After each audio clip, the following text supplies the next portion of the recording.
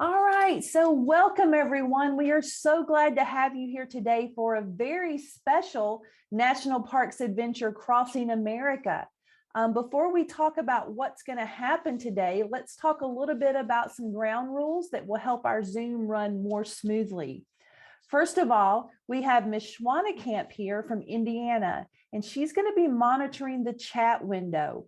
So we're going to ask that when we ask a question, that you can feel free to chat in the window. But remember, we're representing ourselves and our teacher in our school. So let's be very appropriate in our responses. The other thing is you're welcome to turn on your camera if you would like to, but just remember that you are on camera. So make sure you're acting responsibly there. We will ask you to keep your audio off at this time. That way, all of us can hear what's happening at the National Mall, but there will be opportunity at the end of this event to ask any questions that you want to. So it looks like Ms. Schwannekamp is still adding a few folks, so we'll let her keep adding and we'll go ahead and get started. So welcome everyone. My name is Dr. Drizzle, and we are part of the National Parks Adventure Crossing America. Now, this whole series is in partnership with the National Park Foundation, but today we're so excited to collaborate with the National Park Service, specifically the National Mall and Memorials. So they're going to lead the discussion today because we are celebrating a birthday. And we want to make sure that we learn as much as we can about this special president. Oh, we're all back. We're going to ask that you be part of watching. And when questions are being asked, that you pop those into the chat window. Before we start, though, let's see where we are. So teachers and students, if you'll drop in the chat window where you're coming from today. I will tell you that we are back home today and we're from North Carolina. So where else are our students from? New York. Excellent. Plainfield, Indiana. Oh, Pensacola. Bowling Green, California, Arlington, Virginia.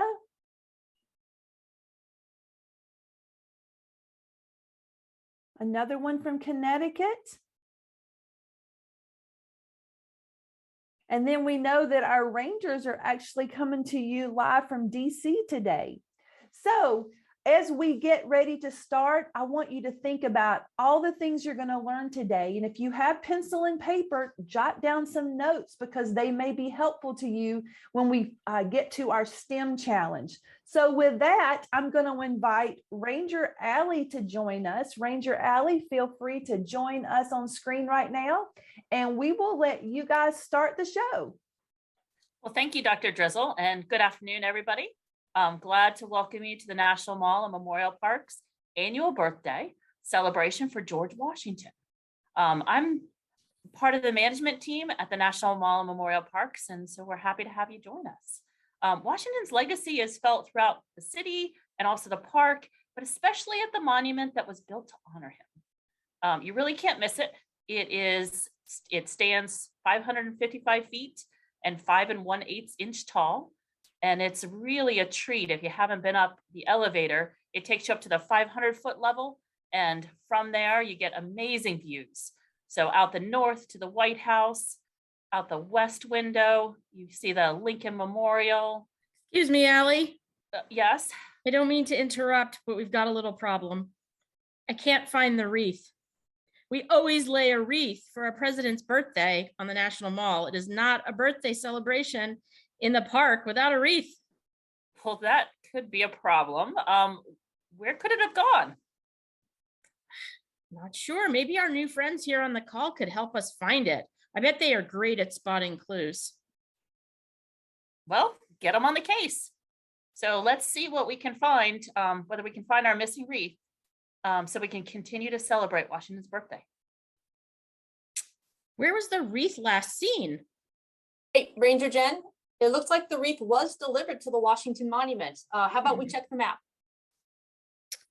Sounds like a plan. Hey, we just found a flower out on the monument grounds at this location. Let's look at the map. So if we take a look at the map, this little known stone marks where the Washington Monument was supposed to be, where the White House and the Capitol lined up. You can see it slightly off that spot because the Potomac River used to come up this far, and it was difficult to build the monument in that exact spot. We call this the Jefferson Pier Stone. Look, there is a rolled up piece of paper. Maybe that's another clue into finding the wreath. Let's unroll the scroll. Wow, it is a good clue. This is the original design for the Washington Monument. Wonder why that is here.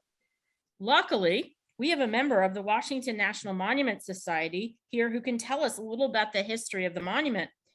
Mr. Outerbridge Horsey, can you tell us a little about this design and how the monument came to look like this? Sure, we'd be delighted to. I'm actually here with two of my colleagues, Greg Platts and Peter Penzer, an architectural historian who's going to talk a little bit about the design. I just wanted to introduce our group, the Washington National Monument Society, which was founded in 1833, 34 years after George Washington died. No monument to him, despite everybody wanting one, no monument had been built. And so this group of private citizens gathered together, raised some money, and held the competition and started to build the monument. And now Peter's going to tell us a little bit about what you see in this drawing, and then what happened after that. Peter? Hi, everybody. So like Outerbridge said, our society came up with a plan for the monument.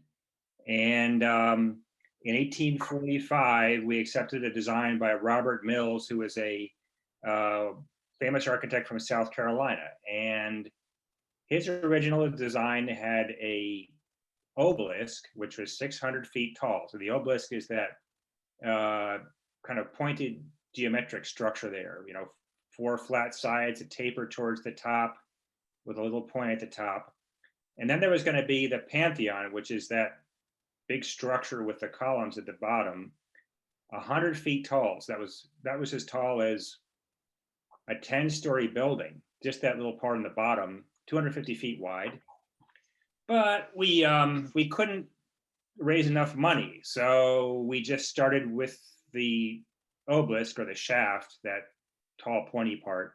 And the idea was that we would build the rest of it later. Now, there's two, I guess, schools of thought. One, some people think, it was nice the way it turned out because it's simple, it's plain, it's timeless, it's mathematically perfect. On the other hand, the other design, the old design, the original design, is very over the top in kind of an old-fashioned way, with the huge columns. There was going to be a gigantic statue of George Washington, driving a chariot pulled by 4 horses, and the inside of the columns, there was going to be sculpture and history paintings and all kinds of things to see, kind of like a open-air museum under the columns. So I'm just wondering what people think. Do they think one was better than the other? So kids and teachers, why don't you do this for us? On your screen, you should see an A and a B. And we're going to ask that you have your kids choose which one did they like better. So looking at the screen right now, which one did you like better? So B is what we have, A is what the design was. So why don't you drop that into the chat window right now?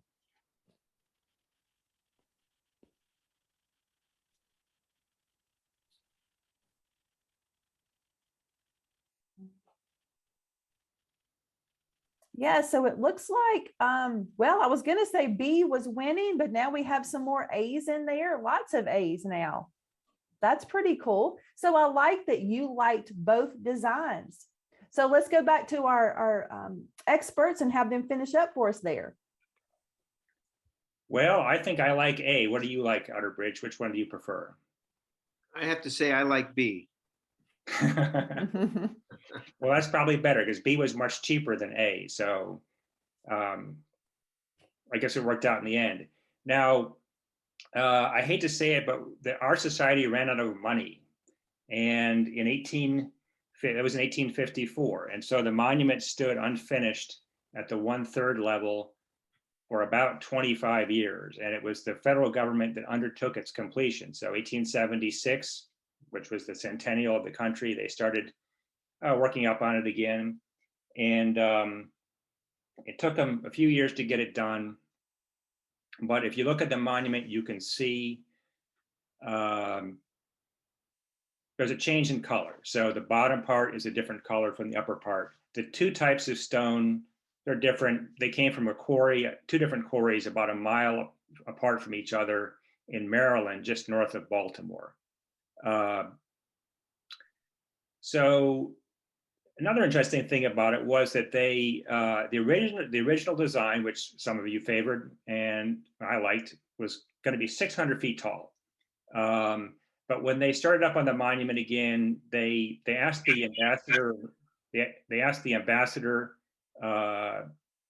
to Rome, the U.S. ambassador, which is just like the person who represents the United States to the Italian government, to look at some of the obelisks in Rome, which are the original obelisks, which were made by the ancient Egyptians, and look at the proportions. And he said, well, I don't think it should be 600 feet tall. I think it should be 555 feet tall because the base is 55 feet wide, and the monument should be 10 times the height. The height should be 10 times the width of the base. Does that make sense?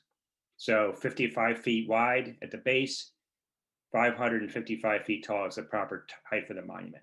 Okay, so they made the monument 555 feet tall. So that's why it's 555 and not 600. Some people said to preserve that look of perfection, there should be no windows at the top, but everybody wanted to look out the top. And so they have these two windows on each side. So I'm not sure how many of you have been up there, but originally the windows were open and you could throw stuff out. And in 1908,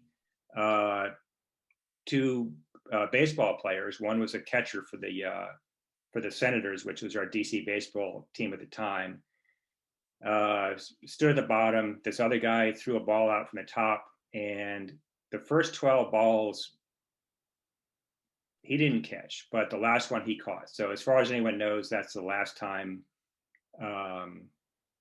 that's ever happened. And I don't think you're allowed to do that anymore. So no, okay.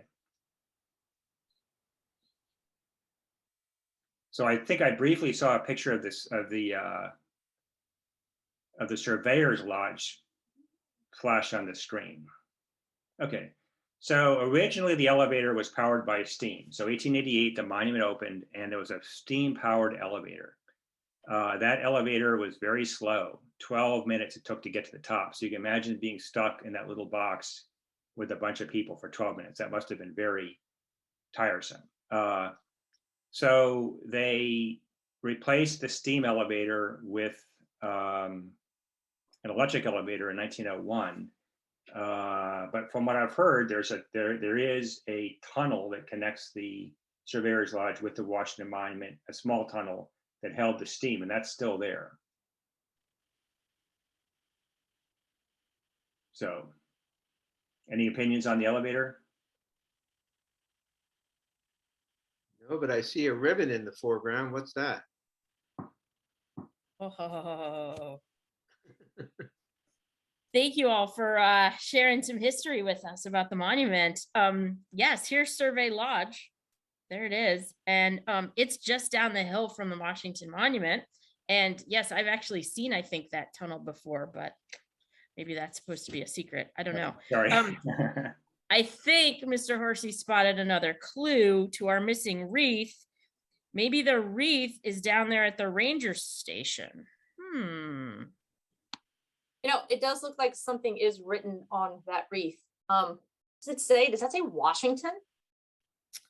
Where would we find something about Washington? Well, there is a statue of George Washington inside the monument. Before you enter the elevator to go up to the top, you'll see a life-size statue of George Washington. There it is. Here's the statue made by the French artist Houdin. It is said to be pretty realistic to George's appearance, as Houdin came here and made a mask of Washington's face. One of my colleagues used to love to tell the story about how they made this so realistic by putting plaster over his face. which could be kind of dangerous, don't you think? What would happen if Washington's face was covered with plaster? What would be the problem with that?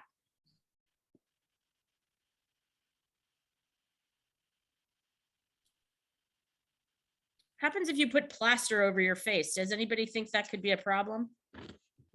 I don't think you could breathe well. That could be a problem. So the solution to this was to put straws in George Washington's nose so he'd still be able to breathe. Doesn't that sound like fun? Wait, hey, Ranger Jen, look, there's the wreath. Now we can continue with the program. Since we're here, right here at the elevator, you know what? Let's check out the view at the top. Sounds like a plan. Okay, folks. Fasten your seatbelts. We're going to take a little tour inside the monument. There it is from the outside. We're going to find our way to the elevator. That statue of Washington is around the back once you go in. We're going to, I think, go in the front entrance here. And, oh, there's the picture when it's not finished. We were talking about that in the in-between phases. Boy, we're really up close and personal looking at the stone. Kind of hurts my head a little bit. Look like that. If you haven't had a chance to visit, I hope you'll have a chance to come do this. You can walk right on up to the monument and touch that rock. There's our elevator. Oh, we are going to go around. Perfect. There's our statue of George right back there. There he is. Somebody must have hit our wreath again. Here's our elevator. This one's a little bit faster than the one that was steam powered, thankfully. This one takes us 70 seconds to get up to the top. We're passing all the different levels. There aren't really floors inside because it's the elevator in the center and the stairs all around it. And so there we go. Our doors open. The two little windows that you see on each side give you a chance to look out. And there's our city. Wow. Actually, kind of what it looks like out there today too, isn't it?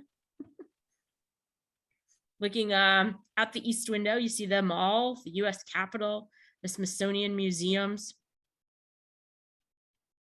the South View, the Tidal Basin, the Jefferson Memorial. That Tidal Basin is where we find all of our cherry blossom trees, or a lot of them around the Tidal Basin. You can see the Potomac River just beyond into the state of Virginia. Here's our west view. I think this one's my favorite. You can see the World War II Memorial, and then straight on down the reflecting pool to the Lincoln Memorial. I could get all excited about Constitution Gardens and the little memorial to the 56 signers, which is one of my favorite places on the mall that nobody knows about.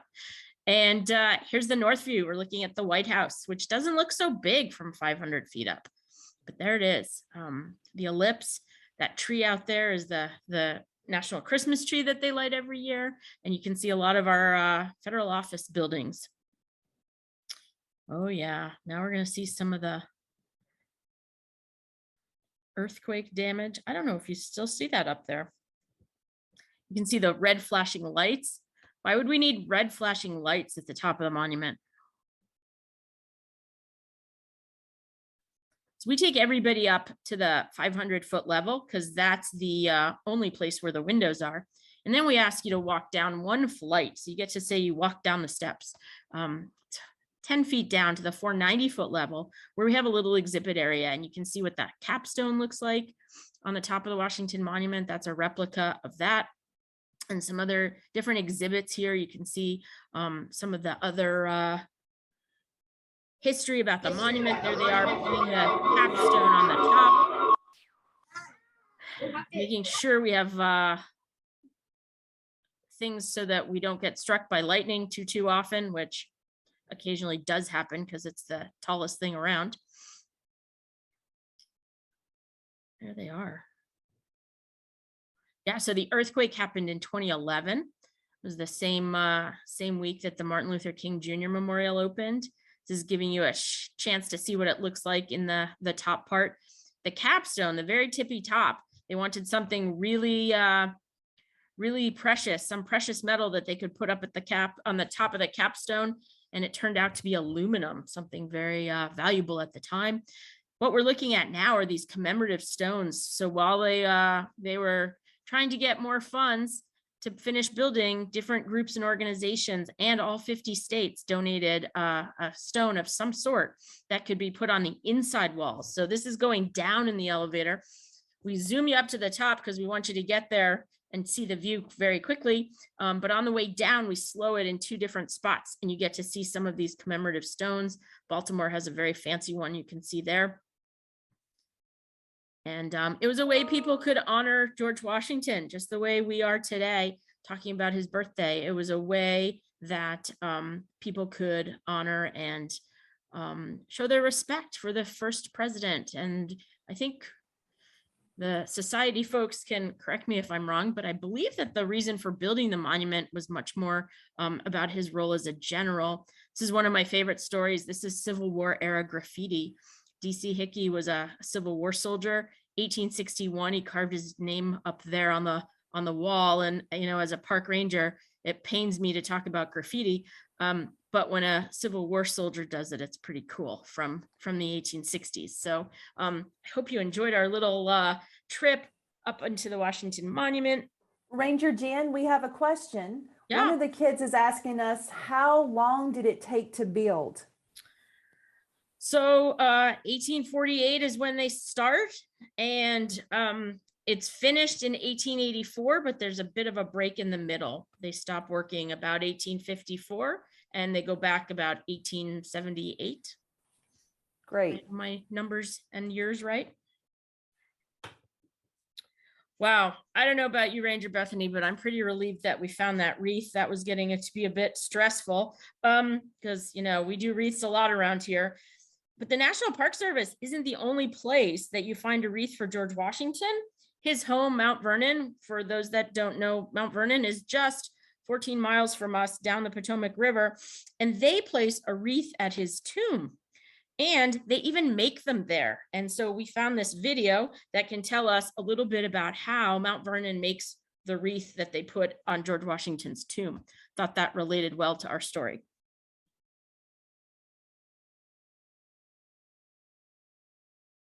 So making a boxwood? Yeah, let's go take a look. Box of wreath? Okay.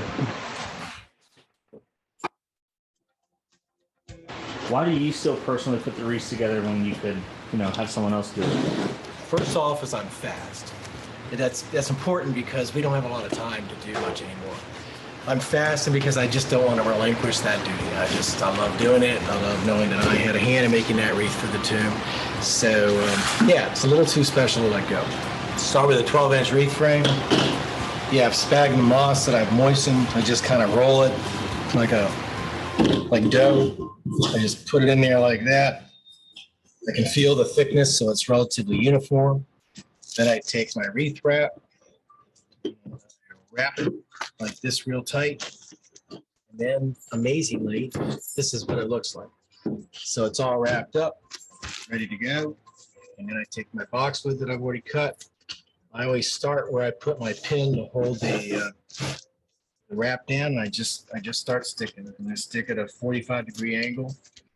But the thing about agriculture, the thing about horticulture is the power of observation. You learn a lot just from observing. And so if you observe enough, you can actually take something and you can kind of recreate it just by doing. And as I said, it started out being relatively laborious. It took me a long time. I was concerned about having the perfect cutting.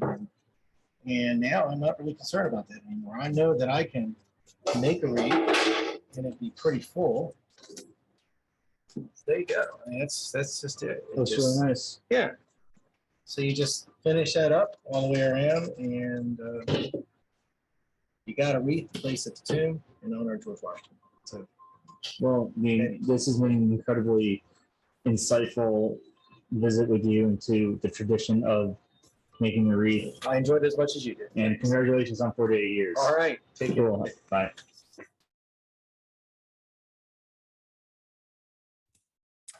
Interesting how important the wreath is to the legacy of George Washington. So let's, I'm going to toss it to Dr. Drizzle and see how you all can remember George Washington with a challenge. All right, well, this means we're up, guys. So I went into one of our downstairs closets and I found this wreath. So this wreath is what I put up in the springtime. It has dogwood flowers on it, and it just sort of represents spring and fun and new life. So I put this one up. At Christmas time, I have another wreath, and it's going to have colors on it. There might be bells on it. In the summertime, getting ready to go into the fall, I put up a sunflower wreath. So wreaths can be very important and tell a story. So we're going to ask that you create your own wreath that would represent and honor George Washington. So as always, we love to use recyclable materials. So earlier today, I went into a cabinet and I found a bowl, and I cut off the top of the bowl and thought if I would tape this together, I could then glue or tape or pin some different things on there that would represent George Washington. For example, I could research George Washington and think about when he was a general and maybe pull some things there, pictures, or I can model stuff out of clay. I could also represent him by making little models of the actual Washington Monument. Another thing I could do, I found a cup and I cut the lid off of that. So I have a small model. Obviously, this is beautiful, but you don't have to build a full size one. It can be a prototype. You can use things found around the home, but you can also go out and collect nature. So this pine cone has actually been in our house in a little bucket over here for other STEM challenges for about 4 months. So all the little critters are gone, and it would be a nice thing to add. Now, obviously, if I add it here, I might want that to be sort of the bottom of my wreath, and maybe that's the only large piece that I put on there.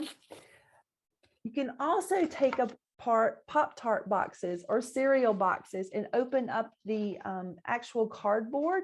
So if you decide that you want to build a model of the Washington Monument, and you can cut this into a triangle at the top, then you could actually build your wreath and lay it near the monument. I know that Ranger Jen and Ranger Bethany and Ranger Allie and our amazing people that work with the National Mall would be so excited to see what you create. We're going to drop in just a moment in the chat window where you can send this. You, as always, can tag us on social media at Dacia92, and we can also tag the National Mall, and we'll put that in there. But Rangers, we have a few minutes left before we actually have to go today. So I think I'm going to open it up, if you're okay with it, to any questions from our students. So teachers, students, if you have questions, ask your teacher if you can unmute, and or you actually use the reaction button at the bottom of your screen and raise your little hand, your iconic hand, and we will ask you to unmute and you can ask some questions. And I see some hands going up already. So Armando, I see you. If you would like to unmute and ask your question really loud for Ranger Jen and Ranger Brittany, or Bethany, excuse me.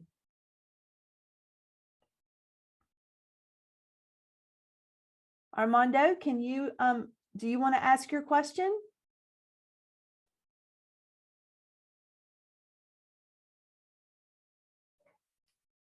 Well, while we're waiting for Armando to do that, how about Brianna? I see, is your hand up? Okay. I would like to say, how long did it take for them to build the monument? Great question. So Ranger Jen, can you tell that again? Because we weren't sure we heard that the first time.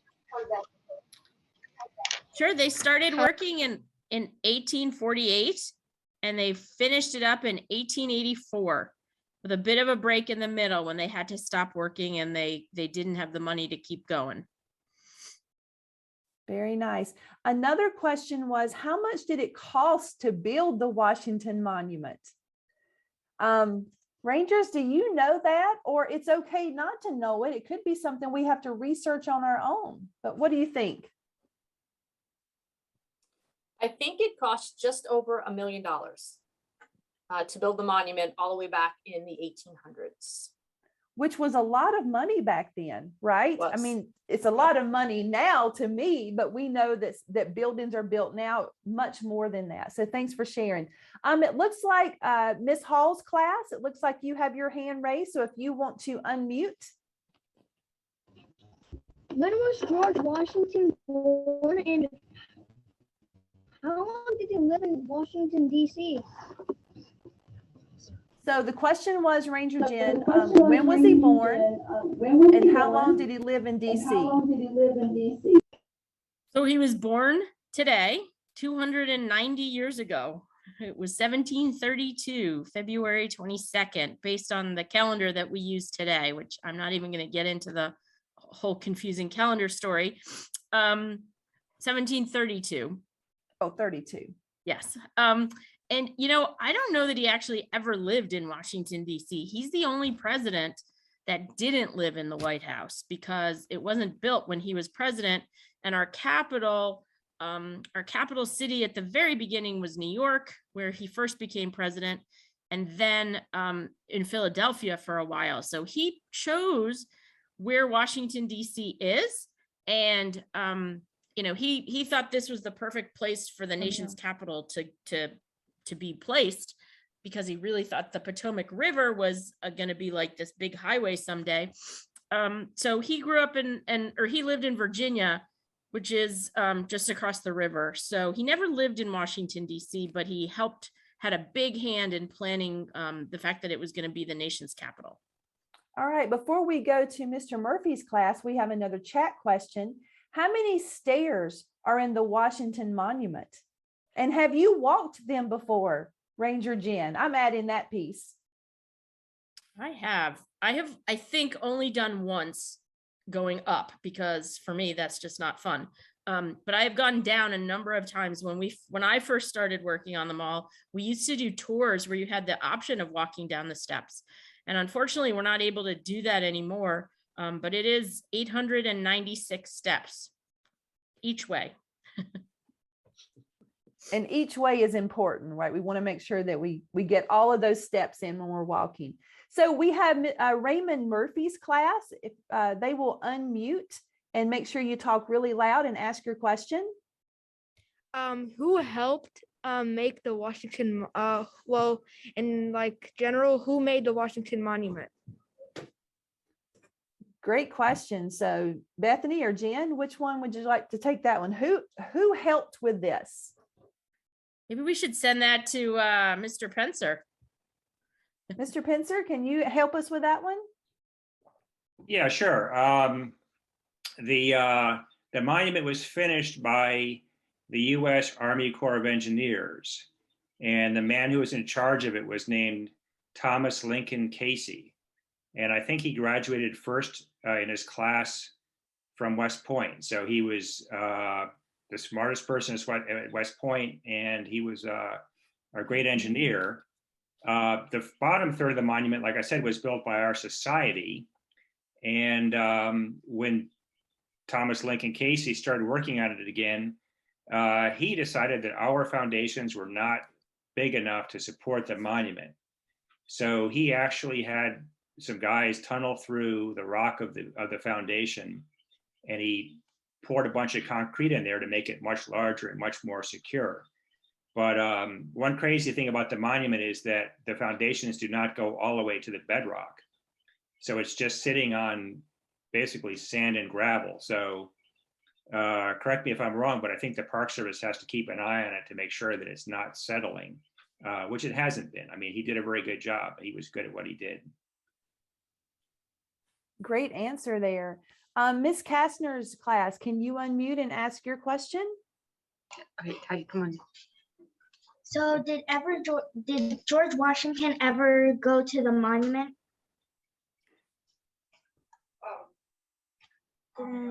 Nope, he never got to see it. So let's clarify the math on that. So when the monument was finished in 18. 1884. But he died, they didn't even start it while he was alive. He died in 1799. And so he knew they were going to build it, and he knew on a map about where it was going to be built, but they didn't start building it until years later.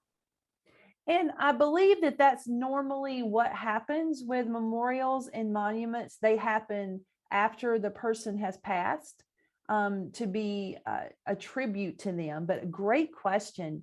And then we have Miss Barcroft Elementary, Barcroft Elementary, if you guys can unmute. How many stairs are in the Washington Monument? Well, I can tell you that one because I was listening. So there's 896. And Jen, we're going to say she's walked up it 20 times, but she's going to say no, she's probably only walked up it once. But unfortunately, you can't walk up those stairs anymore. So we were just there a couple months ago.